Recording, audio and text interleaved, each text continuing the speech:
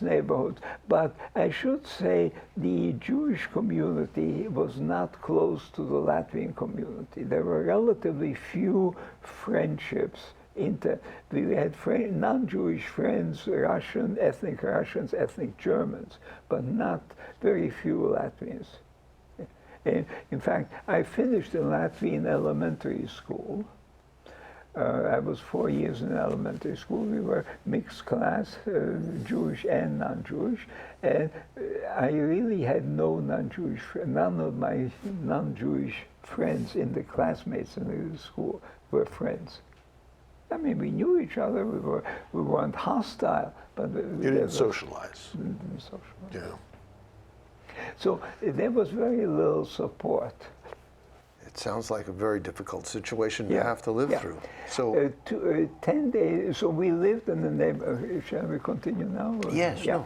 We lived in the neighborhood where we were little known, because when we were kicked out the house under the Soviets, we rented a small apartment in another neighborhood, and where we were not really known. Because of that, I think during the early days, the first week of the occupation, we were not pulled out of the apartment, which would happen in town. In the town, you know, they went to the houseman, and this is Jewish, this is Jewish, this is Jewish, you know, and they took the men away primarily. And the men were mostly taken to the woods and killed right there. The doctors went in there. how did you survive it then?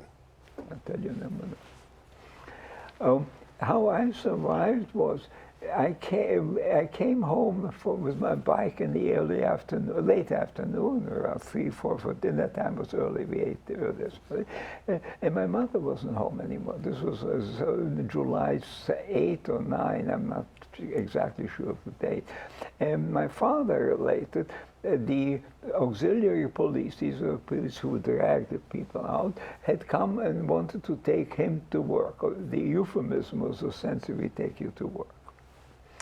My father was not too well at the time. He was 10 years older.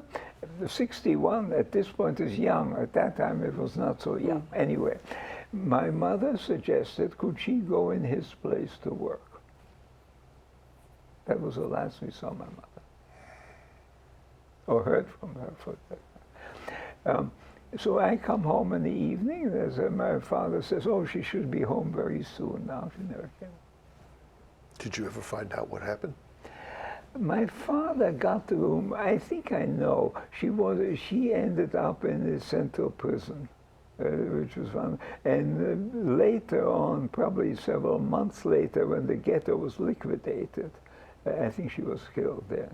I don't know. When there started to be edicts for the Jews. You had to wear a yellow star. You can't walk on the sidewalk. You can't take the streetcar. You can't go into parks. You can't do anything. And so and my father came back with news, and I don't know where he got it, probably rumors, that my mother was in prison. And he acted on that. And when we had to move into a ghetto, and eventually moved into the ghetto area, and my father said at that time when we moved in, oh, now that we're in the ghetto, they'll release your mother into the ghetto. Never happened. The ghetto was, in Latvia, the ghetto had a very short life. We were locked in at the end, late October, and by this, on 2 weekends, December 30th and November 30th and December 8th, they emptied half a ghetto each time, took them to a local woods and killed everybody. What year? 40. And again, you know, survival for me was so. I wasn't home when my mother was taken away, because I would have surely been gone. When my father got the apartment or the room that we found in the ghetto, we had a 2-room apartment. We had 1 room. My father, my uncle, and me. My mother already was not with us, and so it was in the eastern half of the ghetto. The western half was emptied first, the first weekend. that was so sudden that you didn't know what happened, you were dead. The second half of the ghetto, we knew, we kind of, I must say, that Sunday, December 1st, the commander came back into the ghetto and says, you can walk out, it's free. The action, the killing was called action, and it was over. So, and they had started a small work camp for men only. And I had sort of the sense that it was not good being evacuated. I didn't have the sense that the evacuation meant being killed 6 miles down the road. But I had the sense that it was not good to go away from Riga. I know the language, I know the people, but to some extent had connections and so on. So I spoke the language. So I dragged my father into that work camp. I have to say that I think my father had a much better sense of what was going on than I did. I think he was depressed, for one thing, because he understood that my mother, at that point, when the ghetto was emptied, he understood what was going on, more so than I. It was inconceivable that they would take the ghetto down the road and kill anyone. On the other hand, we found a place, an apartment, a room where we could move in with friends in this work camp, and I was milling around the gate of the ghetto to find out what was going on, and I ended up on the burial detail. During the evacuation of the ghetto, a lot of people had been killed. And I was sort of in denial. They were killed because they did something wrong. They were killed because they were too old, they couldn't walk, they were too young, they were hiding. But not because they were Jewish. Right, right. But, I was part of a group that dug a big mass grave on the old cemetery, and other people brought the dead, and we buried the dead. The one thing that really struck me, that really I understood what was going on one of the graves there was brought in a dead an infant, maybe 6 months old, very nicely little girl, nicely dressed, no sense of trauma, no sense of blood, just dead. And at that point I sort of got the message. We all get killed sooner or later. When I really make a long talk, I have a long list of circumstances, you know. It was the best thing I say, it's a quirk of fate, survival. Yeah. Is that your book that you have? Yeah. Sure. What is this called? Short. City of Life, City of Death, Memories of Riga. Yeah. The book is half family history and half my experience during the war. How is this book available? Yes, you can get it on Amazon, or you can order it from the publisher. They reprinted. I have sold about 600 or given away. Most of them I give away. And the first printing was 2,000 hardcover, and then they printed in this. And they print to order. You call them up and print it. How did the war finally end for you? How were you finally free? The brief story for me is about not quite 2 years in the work camp. We worked for the Germans. It was a routine punctuated with killings and death. But, you know, when you went to work, by the way, my father did not survive at all because he did not go to work. The work camp, the day after the second half of the ghetto was liquidated, we were in this, we called it a small ghetto. It was a work camp for men only, about 4,000 men. And he stayed during the day I guess he was not up to walking into the city for work and so on. So when I came home the next day, it was called Bloody Tuesday, December 9, 1941, come home and the ghetto's empty. My father's gone. And they were all taken to another forest and killed there.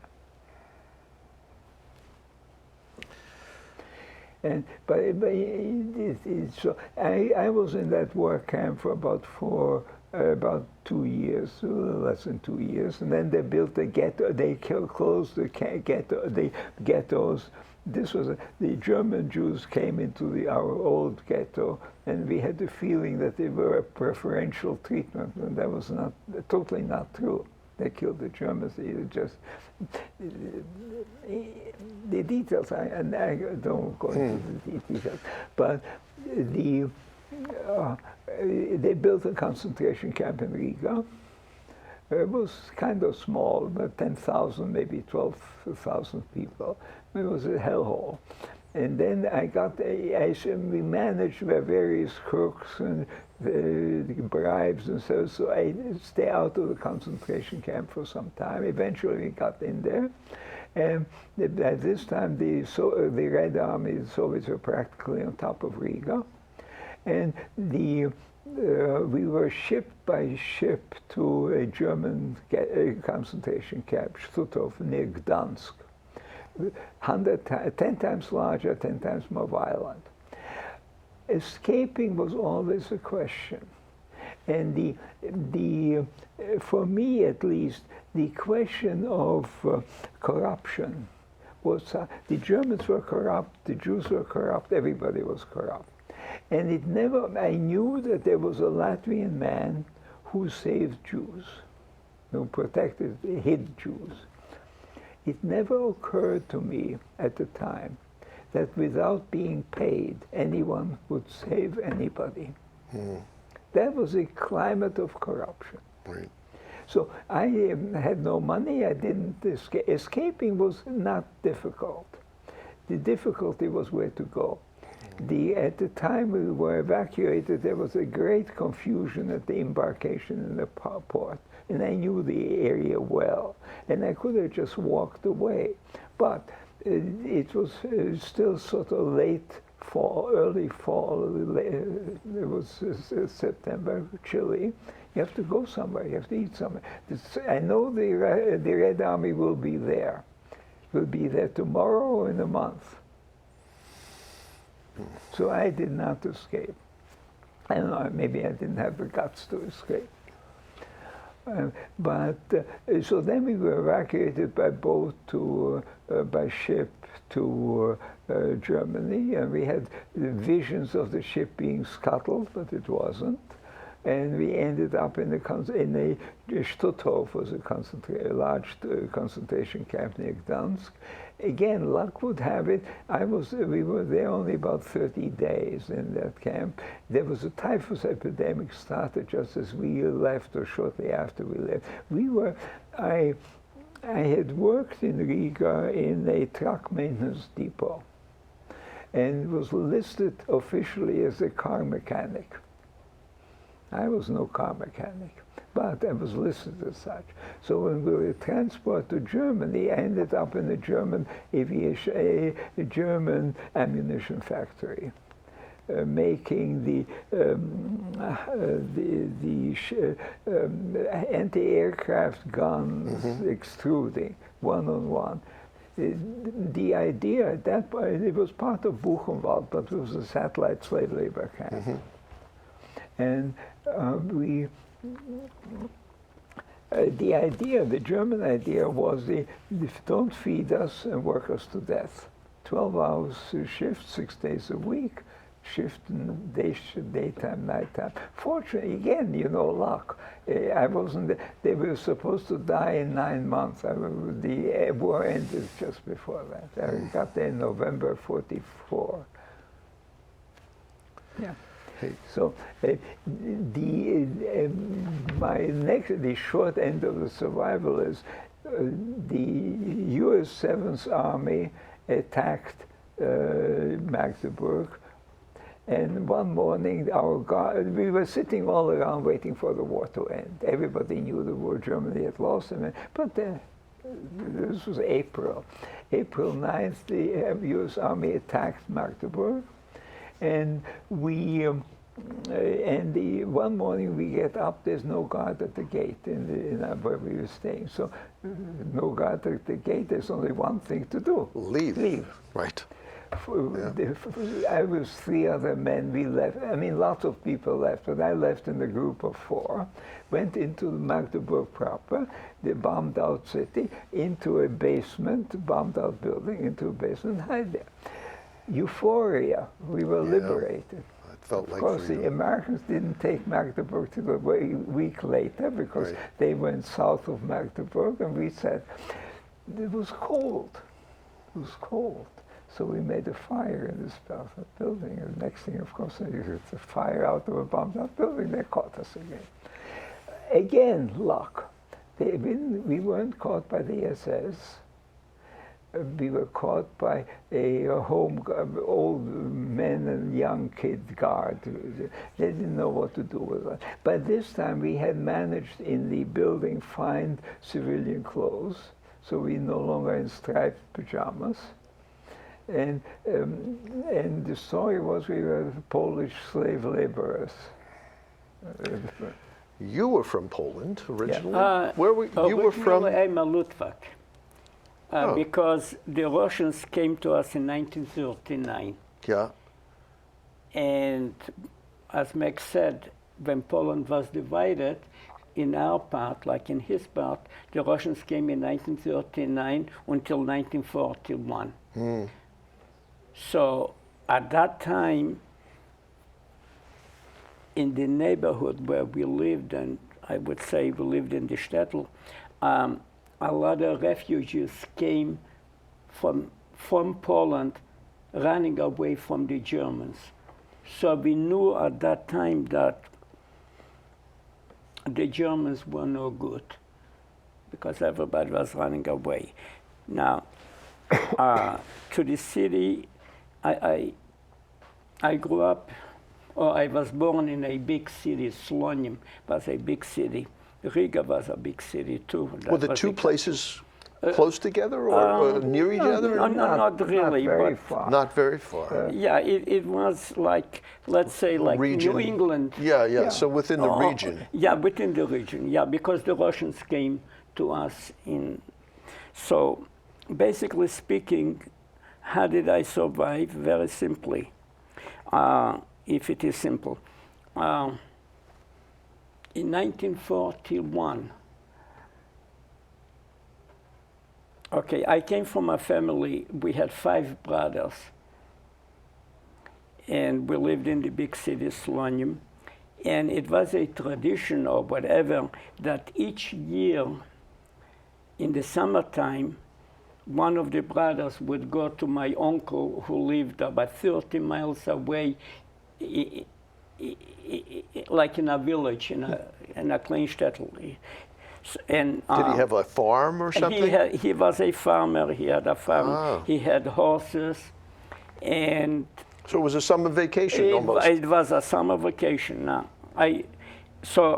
in 41 I was separated from the parents, and in 41 the Germans attacked the Russian part of.